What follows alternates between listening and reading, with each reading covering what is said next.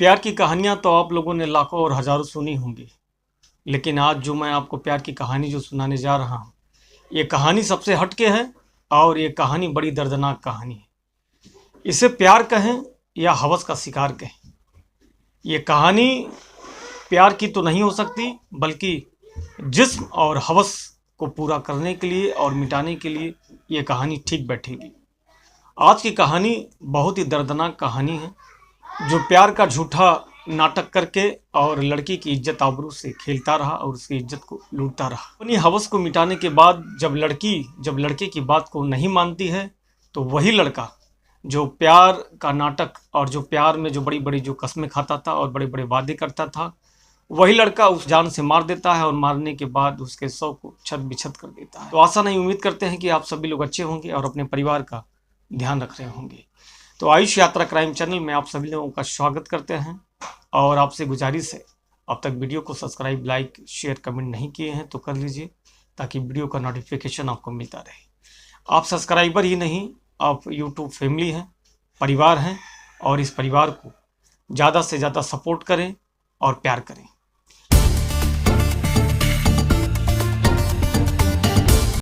आज समझेंगे इस दर्दनाक कहानी में कि आखिर में क्या वजह थी कि उस शख्स ने उस लड़की को अपनी बात को ना मानने की वजह से उस लड़की को मार देता है। मारने के बाद उसके शव को छत बिछत करके फेंक देता है और उसको काट कर और बोरी में डाल देता है उसकी लाश को और फेंक देता है। आइए समझते हैं इस पूरी घटना को। वीडियो में लास्ट इन तक जुड़े रहें, आप बने रहें।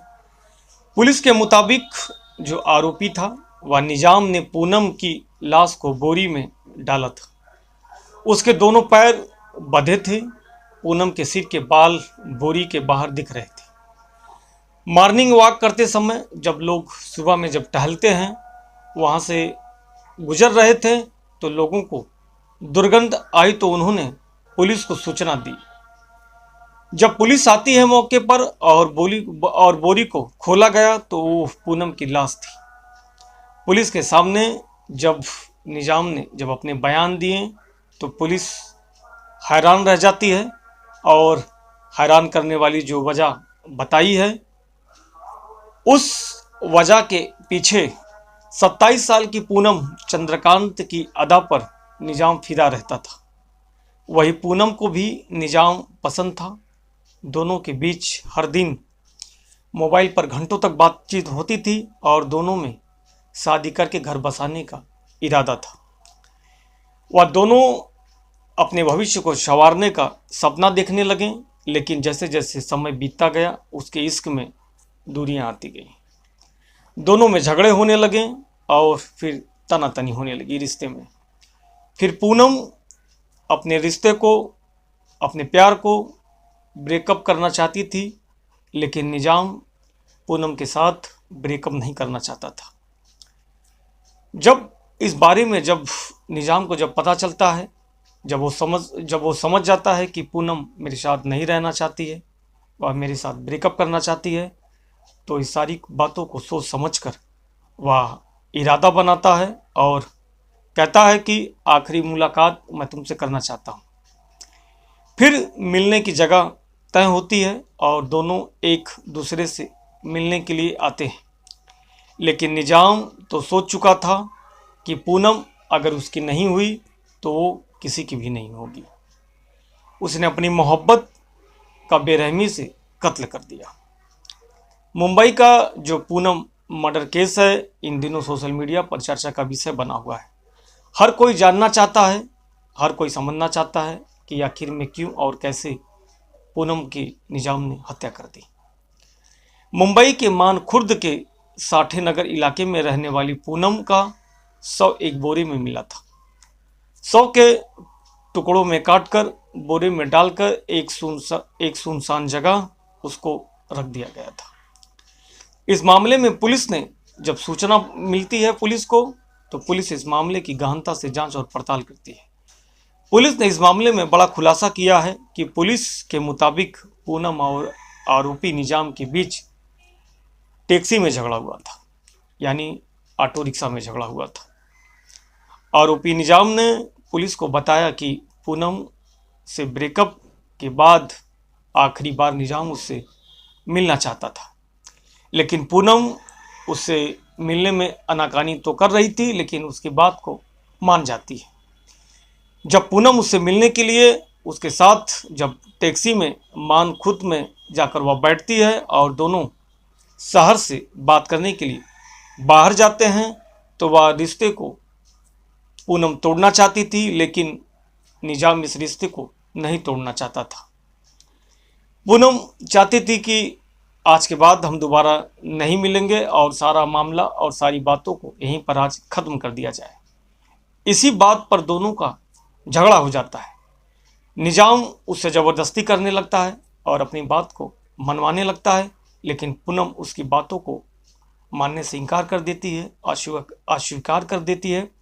ऐसी बातों से वह निजाम गुस्से में आ जाता है और गुस्सा में आने के बाद जो पूनम होती है उससे हाथापाई कर लेता है और हाथापाई करने के बाद निजाम पूनम का गला घोट देता है। घोटने के बाद जिसके कारण उसकी मौके पर ही मौत हो जाती है। निजाम ने जानबूझकर उसकी पूनम की लाश को वह झाड़ी में फेंक देता है और उसके साथ ही साथ शव मिल ना सके इसकी पहचान को छुपाने के लिए शव को छत और विछत कर देता है, यानी उसको काट देता है। पूनम की माँ जब खोजती है, ढूंढती है, जब उसका कोई अता पता नहीं चलता है, तो वह जो पूनम की माँ होती है वह मानखुर्द पुलिस स्टेशन में बेटे की गुमशुदगी की रिपोर्ट की शिकायत दर्ज कराती है। पूनम जो थी वह सैंडर्स पार्क की एक इमारत में हाउसकीपर का काम करती थी।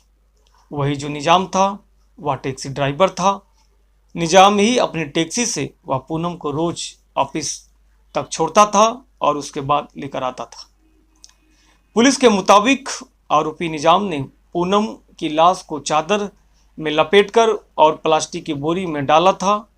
उसके दोनों पैर बंधे थे। पूनम के सिर पर जो बाल था वह बाहर दिखाई दे रहा था। पूनम के सिर के जो बाल थे वह बाहर बोरी के बाहर दिखाई दे रहे थे।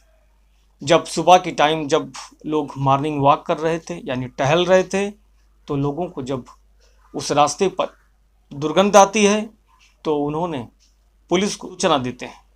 जब पुलिस सूचना पाकर और मौके पर पहुंचती है तो पुलिस को हाईवे से कुछ मीटर दूर झाड़ियों में एक बोरी दिखती है।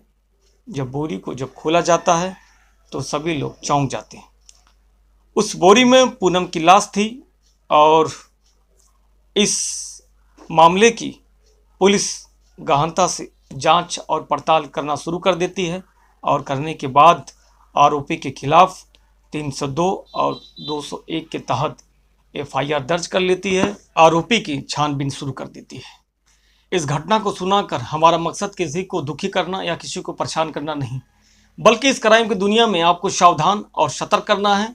इस क्राइम की दुनिया में कब और कहां और किसके साथ कौन सी घटना घट जाए उस घटने से हम अनजान होते हैं।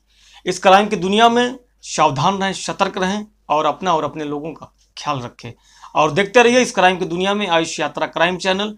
अभी तक अगर इस चैनल को आप सब्सक्राइब, लाइक, शेयर, कमेंट नहीं किए हैं तो कर लीजिए और ज़्यादा से ज़्यादा इस चैनल को अपना प्यार दें, सपोर्ट करें और देखते रहिए आयुष यात्रा क्राइम चैनल। फिर मिलते हैं एक नई सच्ची घटना, एक न्यू रियल स्टोरी, एक कहानी के साथ।